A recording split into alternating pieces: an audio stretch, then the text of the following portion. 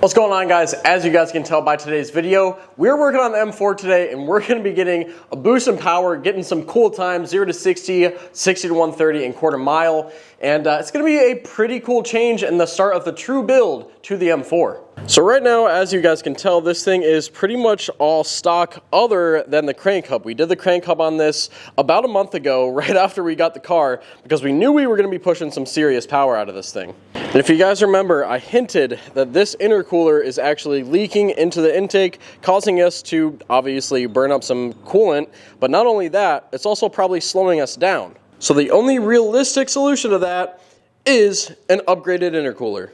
So this Turner x Mishimoto intercooler cools things down by over 10 degrees, adds 11 horsepower and 9 torque, and obviously will not be leaking coolant into the engine. So I actually want to see how much of a difference this intercooler is going to make. So before we actually switch it out, what we're going to do is we're going to take the M4, get some 60 to 130s, 0 to 60 and quarter mile times, and see how much of a difference the intercooler actually makes. Put in the comments before you guys see the end of the video of your guesses of how much of a difference that's going to make. I think that it will make, my guesses are 0.2 0 to 60, and I'm going to say a whole second 60 to 130. I don't know about the quarter mile, but we're going to find out. Let me warm this thing up, get the launch control ready, and see you guys on the road. All right, so we're on our way to Mexico. We've got everything in Sports Plus. I've never actually launched this car, but I've watched enough videos online. I think that we're gonna launch it from about 3,000 both times, obviously. Once we get the intercooler put on, we'll do the same exact thing. I've got the draggy running. We're gonna hopefully get a 0 to 60 and quarter mile at the same time. If not, then I'll do a quarter mile another time. But I'm hoping we can get both at once. When we do the pull, I'm also going to shift manually. I've saw some videos online saying that the best way to get the top time out of this car is shifting around 6,500. So that's exactly what we're gonna try to do. It's gonna be hard to hit in first gear because the tires will be spinning, but after first gear, I think I'll be able to do a good job of that. I'm not gonna lie, I am a little bit scared. All right, let's give that another try. Foot hard on the brake, gas all the way down. Yeah, no, it's not letting me launch. All right, well, let's give this one last try. Foot hard on the brake, there we go. Down to 3,000.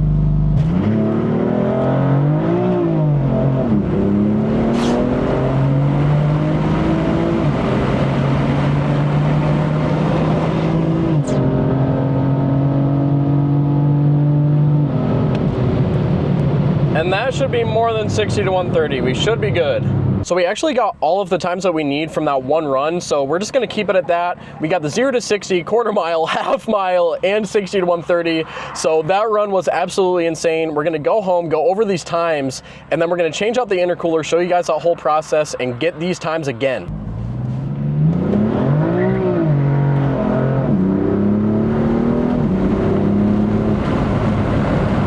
Whew. And this is the first time that I've actually had the traction control fully off in this car, and it is fun. So I'm not gonna lie at all, I'm a little bit shaky, but let's see these times.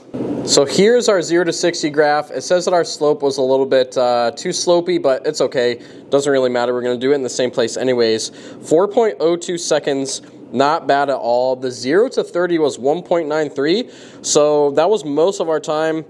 0 to 10 was almost a whole second, so we got 0.7 seconds 0 to 10, which is obviously because of the wheel spin. Then our quarter mile time, we did it in 11.77 seconds, which is absolutely insane. This was actually a valid report. So if you guys care about this stuff, it was at 70 degrees, 691 feet, and 1485 DA. And these were all of the times. Obviously, we had the 11.77 quarter mile time, which is crazy. And then this is what really, really impresses me. This is our 60 to 130 time. As you can tell, 9.26. That is like 3 whole seconds faster than the Dark Horse right here. And then our 0 to 130 was 13.03 seconds, which, funny enough, is only 1 second slower than this in the 60 to 130. So I don't know what's going on with this thing, man. These times are absolutely crazy. I'm very, very happy with these. So now what we're gonna do is let this thing cool down. We're gonna get the other intercooler in it. You guys will see that whole process. I'll show you step by step what to do in case you guys do need to know. And I'm really, really excited to see this thing get below 0 to 60 60 in 4 seconds. We're gonna get below that 4 second, and then I don't know how much we're gonna shave off in the 60 to 130 because I feel like that run was really, really good, but let's get this thing torn apart. So we actually ended up bringing this thing over to Jake's because we were here anyways for a Cars and Coffee, so I figured we might as well just do the intercooler here. He has more tools, and yeah, I'll have a little bit of help with it. I mean, I try to do most of the stuff myself, but getting this thing changed out should be quite easy. So I'm gonna go over the process that we're about to do. I might put it all on a time lapse because I'm gonna be doing most of the work, so I can't really record while working on it. But let's go over the step-by-step process right now, and I'll get to it. So first things first is going to be draining this reservoir right here, and then we'll probably undo these clamps, get these clamped off here. There's a clamp under here for the J-pipe. We'll loosen that off, and then we're going to have to pull these little weird kind of tabs on these pipes here. That'll pull off, and then we'll take this reservoir off, put it onto the new one, and put the new one in and fill it up. Should be pretty simple.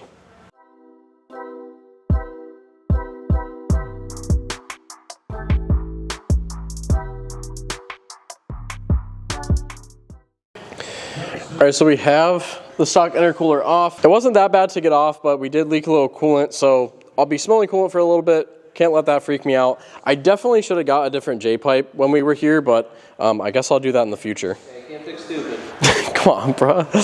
Also, that definitely was leaking coolant because the reservoir was like empty when we started, so good thing we're changing this out.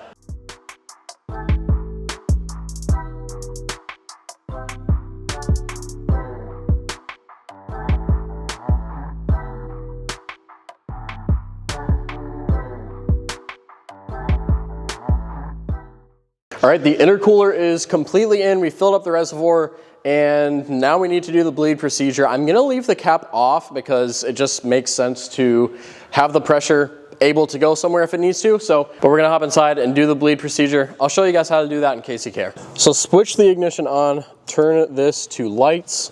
You're gonna turn the fan to the lowest setting, turn this up to 84 on both sides, AC off. And now we should be able to floor the car for 10 seconds. And then you let off. In about 5 minutes, you should hear some stuff going on under the hood. All right, we're done bleeding. Time to actually see what happens when we turn this thing on. Oh yeah, we're good. This looks way better than that plasticky stuff that was in there before. All right, so we started the car, drove it, everything's good. As you can tell, it started raining, so I'm gonna wait a little bit before we do the timings, but we will be doing that very, very soon.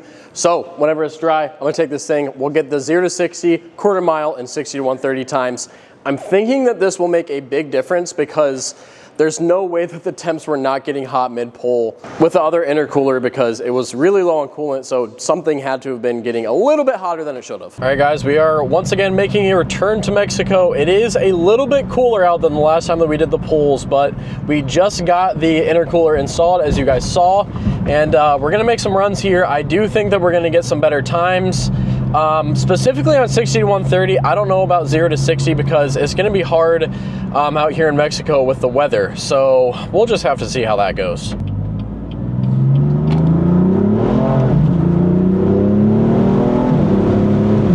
I felt a lot more bog on that, so that's somewhat interesting. But we definitely want to get some heat in the tires before we do these hits. So we're going to see how this goes.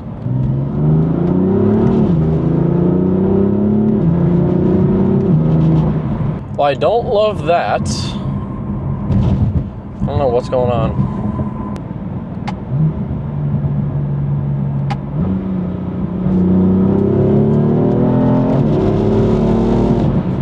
All right, well, here we go. 3,000 just like last time. We're just spinning, All right, we'll give it one more shot. We literally were just spinning that whole time, man. We could not hook at all. All right, here we go. We're gonna try it here.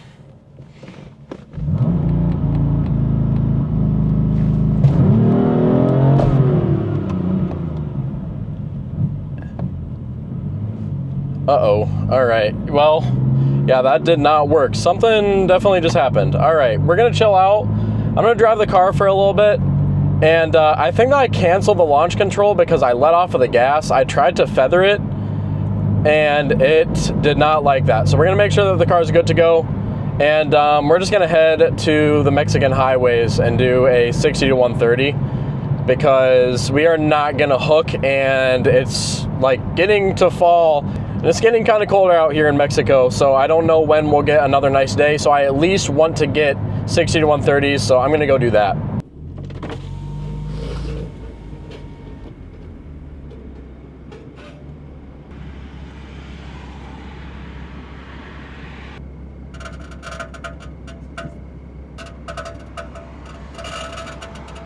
All right, so as you guys could see, we had some weird sounds going on, but I think that we're all good. I think that there might have just been a stone stuck in the brake caliper. Let's hope. I think we're good. All right, that was scary for a second. I really thought that I cooked this thing. All right, we are hitting this 60 to 130 right now. All right.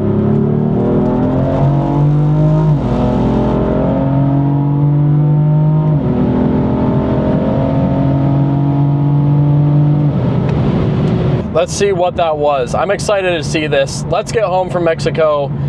Sketchy night, sketchy night. All right, so we are back home from Mexico, and these times are absolutely insane. Unfortunately, we couldn't get the 0 to 60 to hook, and I think that I know why when I show you guys the 60 to 130, but we ran a very impressive number. There it is, 8.74. Ignore the invalid, it's perfectly fine. It's barely at a slope. We're all good. 59 degrees, so it was a little bit colder, 570 feet and 933 feet of DA, which I don't know how that changed so much because I did it in the exact same spot pretty much. So, but 8.74 seconds is crazy. Slope of negative 1.35, so, you know, factor off 0.1 second there even.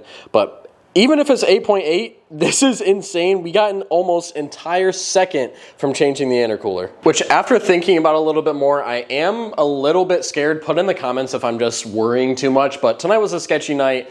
I'll put in the clip of when I pulled off to turn around, I heard this really weird sound coming from my wheel, and I thought that it was my rear axle, or sorry, my diff, because that's why I thought that I messed up when the car kind of like stopped and wouldn't let me hit the gas.